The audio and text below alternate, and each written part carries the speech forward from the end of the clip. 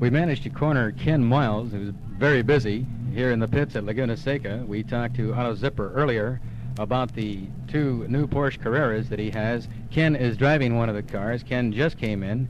He's been busy working with Ford, and Ken is very pleased with this car. Perhaps you'd like to give us a few details on it. I know I've heard you're very delighted with the automobile. It's a nice little car. The Carrera 6 is quick. It handles very nicely. It's a comfortable little car to drive. And I think over the year we're going to develop it into a very, very rapid machine indeed. We still have a little way to go. It still has a few little things that need attention, but on the whole it's one tremendously quick car. How do you rate the car as to handling ability over some of the other Porsches you've driven? I know you've driven many Porsches over the past years. Well, of course, it's handling better than anything Porsche have ever built before. It has more power than anything they've ever built before, and it's getting down to about the right sort of weight. It's as I say, it's a car with tremendous development potential still left in it, and it's going to get much quicker as the year goes by. About how many horsepower are you getting to the rear wheels of the automobile? Somewhere in excess of 200. I don't know exactly how much.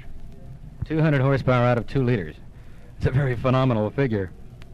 The car is very pleasing to the eye. What is the speed potential of the car? How fast will it go? And what about the red line on the car? How high is the car revved? Well, the engine's redlined at 8,200 revs. We try and hold it down to 8,000 for these long races. What the maximum speed of the car is, I haven't the faintest idea. We haven't had the opportunity to take it out anywhere where it will reach its maximum. But of course, like us, we gear for a maximum of about 125 miles an hour, for Riverside about 145.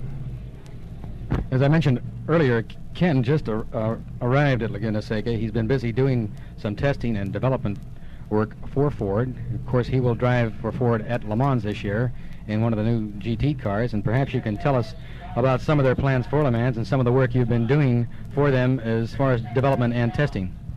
Well, as you may remember, last year we had a disastrous effort at Le Mans. We made an expedition for which we weren't really ready, and we fell flat on our face. We have spent a year making certain that the 1966 Le Mans is going to present a very different picture indeed.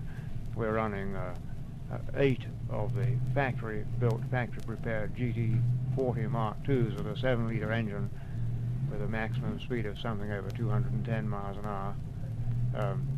We've been working very hard for the last few weeks on some fairly basic exploratory work into the behavior of the disc and the disc brakes, because the car is fairly heavy and very fast and takes a lot of stopping. And the Ford engineers have come up with some very interesting answers to the problems of stopping a heavy, fast car. And I don't have any hesitation in saying right now Ford Motor Company knows more about what makes disc brakes work than anybody else in the world, thanks to the work we've done at various test tracks like Daytona and Sebring and Riverside in high-speed brake development.